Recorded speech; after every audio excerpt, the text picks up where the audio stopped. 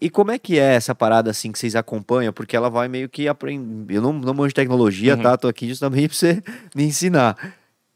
Vai alimentando ela, né? Ela vai se autoalimentando nesse caso aí, entendendo diversas respostas diferentes. Como é que é esse aprendizado, esse projeto de learning dela, né? Boa. Quando a gente fala de IA generativa, por padrão, ela não tem um self-learning, então ela não aprende sozinha.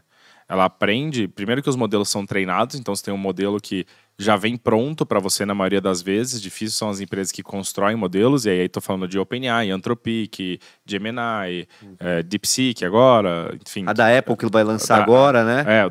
Tem da Apple, tem a Llama da Meta, do Facebook, então você tem esses modelos. Esses modelos são treinados pegando todo o conteúdo da internet e treinando o modelo ali para responder. Quando você ajusta o modelo, o que você faz? Você passa instruções para esse modelo para que ele siga um caminho que você quer que ele execute alguma atividade. Então esse é o treinamento que a gente fala que é o processo de prompt, né? Que é o system que você coloca, que você treina a IA. Você consegue ficar ajustando, mas não é uma parada automática. Você precisa, poxa, isso aconteceu errado? Deixa eu voltar aqui, alterar minhas instruções e escrever de volta. Vamos pensar num processo que todo mundo me pergunta, como é que vocês resolvem isso com a IA? A primeira coisa que eu falo assim, como é que você resolveria isso? Porque a resposta é a mesma coisa.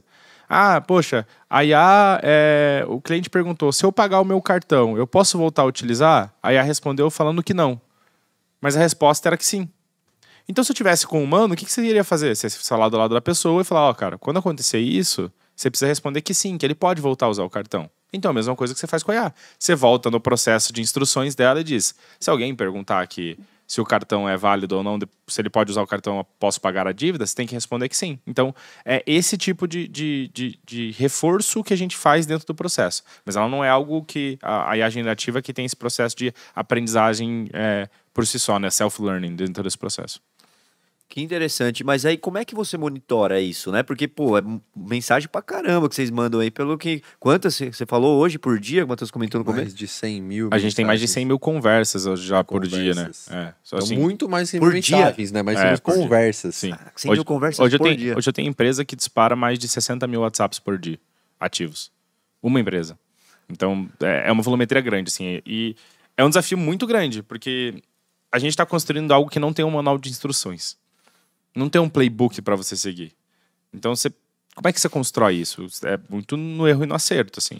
Monitorar 100 conversas é fácil. Monitorar 100 mil é impossível. Você não consegue ficar olhando as 100 mil que acontece. Então, você põe uma IA para olhar a IA. Exatamente. No final do dia, é isso.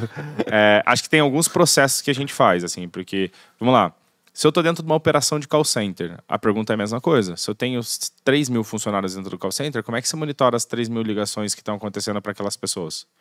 Você precisa ou de um time ou de uma ferramenta para automatizar isso.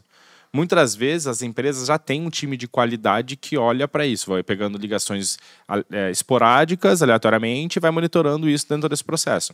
Isso é uma coisa que a gente faz. Então, hoje, por exemplo, a gente tem análise com os nossos clientes que a gente tem 97% de eficiência nas negociações, que seguiram os scripts. Não quer dizer que fechou acordo, mas que a conversa fluiu bem e que não teve problema.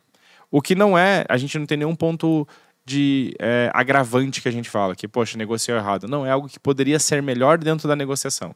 Então, isso já mostra que pela amostragem, a gente consegue uma boa qualidade. Fora isso, o que a gente faz? A gente tem duas principais estratégias, assim. A gente tem uma estratégia que eu pego todas essas conversas e eu começo a monitorar e taguear essas conversas que eu sei que são boas e conversas ruins. Então, ela deu essa resposta é ruim, ela tinha que ter dado essa outra resposta. Então, exemplo, se eu pagar a dívida, eu posso utilizar meu cartão? Ela respondeu que não e ela tinha que responder que sim. Então, a resposta esperada é sim, a resposta que ela deu é não. Eu pego essa conversa e salvo num banco de dados e falo, toda vez que o cliente perguntar... E a conversa, o que é a validação da conversa? Toda vez que o cliente perguntar se ele pode usar o cartão pós-pagamento, a resposta tem que ser sim. Toda vez que eu altero alguma coisa dentro da IA, eu pego todas essas conversas modelo, esse dataset que eu tenho grande de conversas aqui dentro, sabendo quais são as respostas esperadas. Antes de subir ele para a produção, eu retesto, ressimulo essas conversas novamente com todo esse dataset, sabendo qual que é o resultado esperado. Então, poxa, olha aqui, nesse caso, que legal, gerou, foi positivo ou foi negativo? O resultado esperado foi certo ou foi incorreto? E aí eu tenho uma segunda IA que valida? O resultado esperado era esse, o resultado que ela entregou foi esse. Tá certo ou não? Porque nem sempre uma coisa binária como ela respondeu ela respondeu sim, ela respondeu não. Às vezes ela escreve de forma diferente, mas o contexto é o mesmo. Então eu utilizo uma terceira IA para validar se o contexto tá correto das respostas. Então essa é uma coisa que a gente faz. A outra coisa que a gente está terminando de entregar agora é uma parceria que a gente fez junto com a AWS, onde a gente construiu um projeto que a gente chama de Guardrails, que é de fato uma segunda AI que revalida em tempo real todas as respostas geradas pela primeira AI. Certo. E aí, quando ela identifica que a primeira AI quebrou alguma regra, ela diz para a primeira AI qual que é a regra que ela quebrou e pede para ela regerar a resposta. Então, vamos dar um exemplo. Você pode negociar a dívida com até R$100 de desconto. Aí a IA foi lá e gerou, posso te dar, Vinícius, pode te dar R$200 de desconto. Beleza. O que acontece? A segunda IA vai falar assim, não, você não pode. Volta para cá e você infringiu a regra de dar mais de R$100 de desconto. Aí a primeira vai gerar, provavelmente ela vai acertar a resposta agora, e aí passa de volta pelo processo e aí ele valida. Daí ele entrega para o cliente. Então a gente faz isso para conseguir ter qualidade dentro desse processo, porque se você trabalha com AI, você está predisposto a entender que ela vai alucinar em algum momento e que isso pode gerar algum processo errado. Então a gente faz isso para tentar garantir qualidade no processo. Cara,